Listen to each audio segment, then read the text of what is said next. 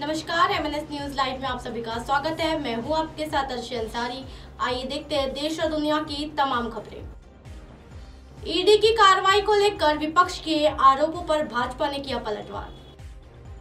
भारत राष्ट्र समिति कार्यकर्ताओं ने भाजपा नेता बंदी संजय कुमार का फूका पुतला।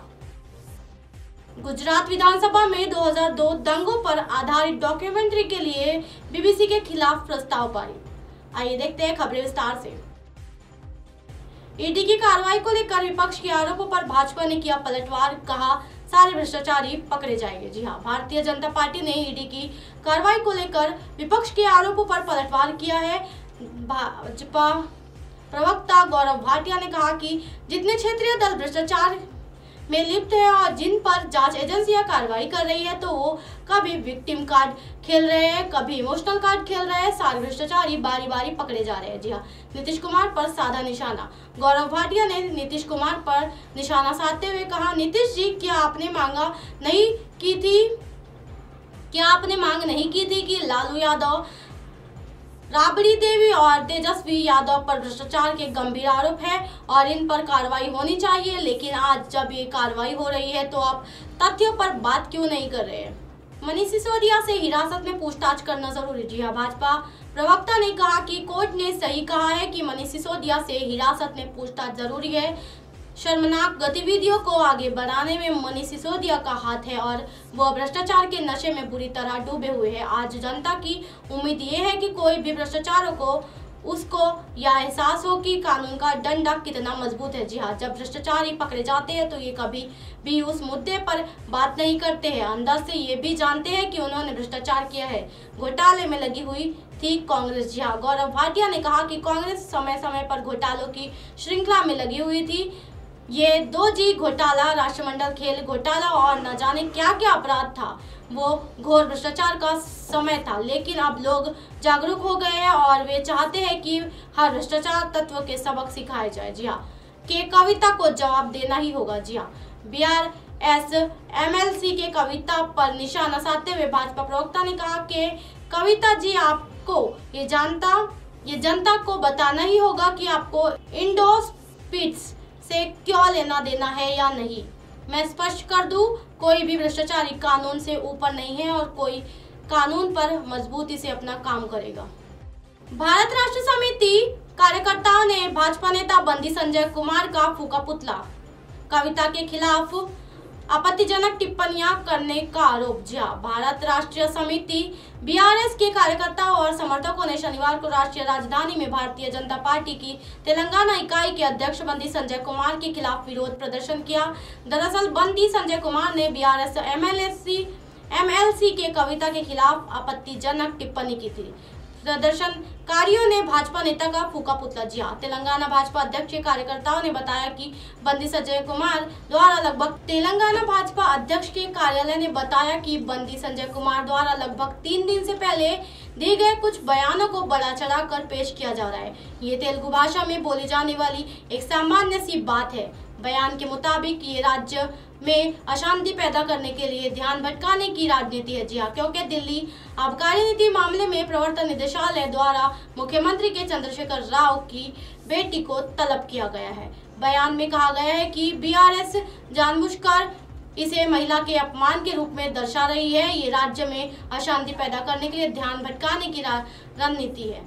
ईडी के कविता से पूछताछ। जी हाँ, उल्लेखनीय है कि दिल्ली आबकारी नीति मामले को लेकर ईडी की कविता से पूछताछ कर रही है। इस पहले बंदी संजय कुमार ने बुधवार को के कविता पर निशाना साधते हुए पूछा था कि तेलंगाना के लोगों का कथित दिल्ली आबकारी नीति घोटाले से क्या लेना देना है। उन्होंने पूछा था कि क्या के कविता तेलंगाना के लोगों के खातिर अवैध शराब के सौदे में लिप्त थी। क्या ये गलत पैसा फसल ऋण माफी या कर्मचारियों का वेतन के भुगतान या बेरोजगारी भत्ते पर खर्च किया जा रहा है। बंदी संजय कुमार ने कहा था कि तेलंगाना के लोगों के पास कभी भी शर्म से सिर झुकाने का कोई नहीं था, लेकिन आबकारी नीति मामले में कविता की कथित संलिप्तता की वजह से अब उन्हें ऐसा करने के लिए मजबूर होना पड़ता है।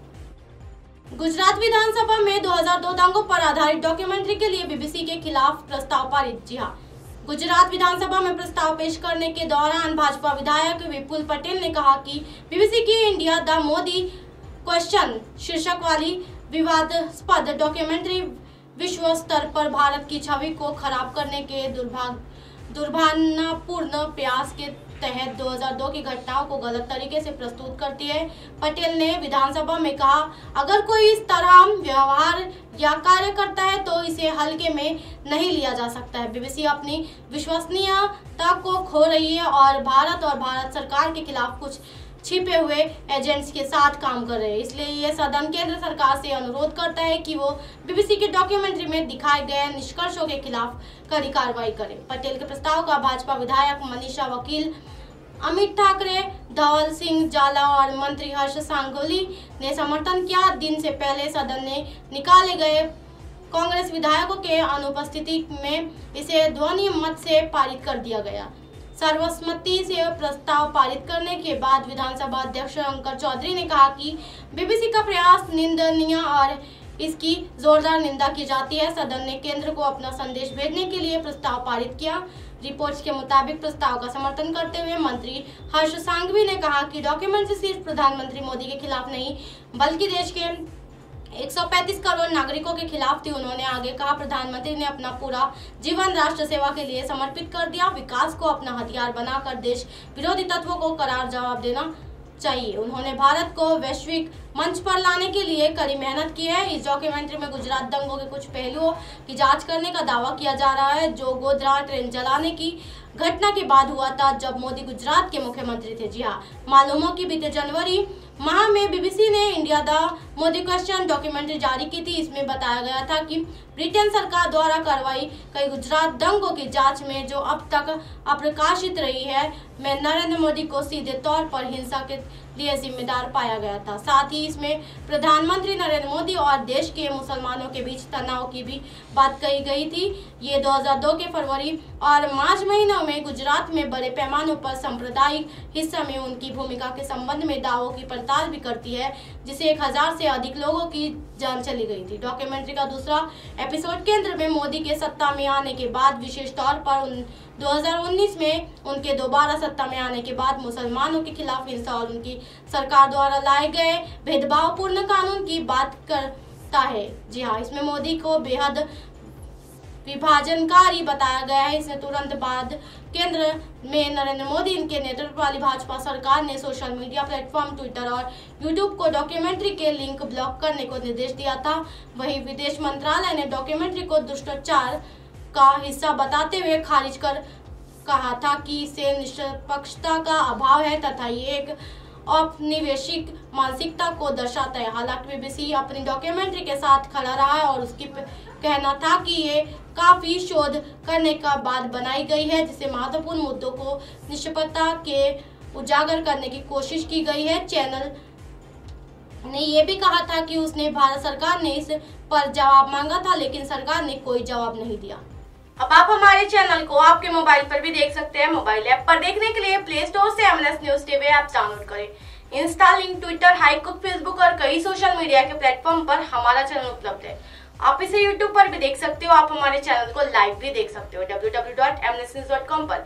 फिलहाल वक्त हो चला दर्शकों ब्रेक का। ब्रेक से लौटने के बाद देखिएगा देश और दुनिया की तमाम खबरें।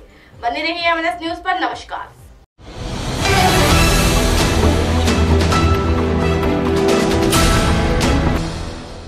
ये है एमएनएस न्यूज नेटवर्क और आप देख रहे हैं एमएनएस न्यूज।